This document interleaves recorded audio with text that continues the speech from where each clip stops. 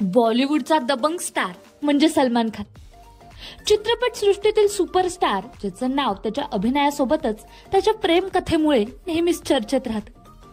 सलमानच्या व्यक्तिगत आयुष्यातील अनेक किस्से आपण ऐकले, पण तुम्हाला माहितीये का, संगीता बिजलानी ही सलमानची पहिली गर्लफ्रेंड नव्हती.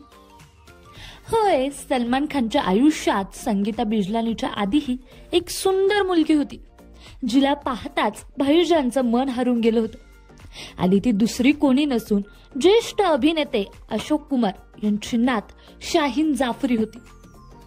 सलमान खानने अभिनय क्षेत्रात पदार्पण करण्याआधी त्याचं हृदय शाहीनसाठी धडकत होतं. तेव्हा तो फक्त 19 वर्षाचा होता.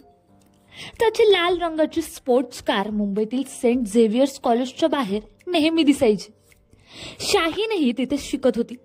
सलमान तासनतास तिची वाट बघायचा.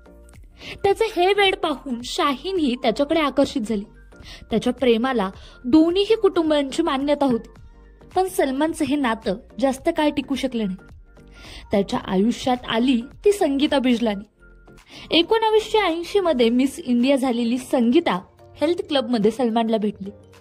त्या काळात संगीता तिच्या बॉयफ्रेंड बिजू अली पासून वेगळी झाली होती.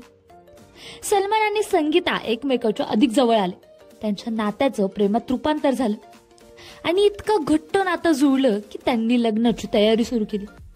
त्यांच्या लग्नाच्या पत्रिकाही छापल्या गेल्या होत्या. मात्र ह्या नात्यात संगीता आणि सलमान यांच्या दरम्यान सोमी आली.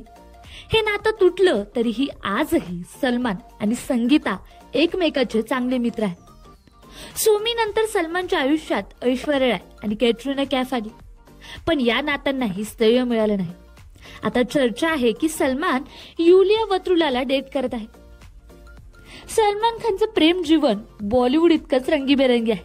शाहीन जाफरी पासून ते युलिया वत्रुल पर्यंत त्याच्या प्रेम कथा जितक्या तितक्या खास आहे आणि चर्चेचा विषयही ठरला आहे.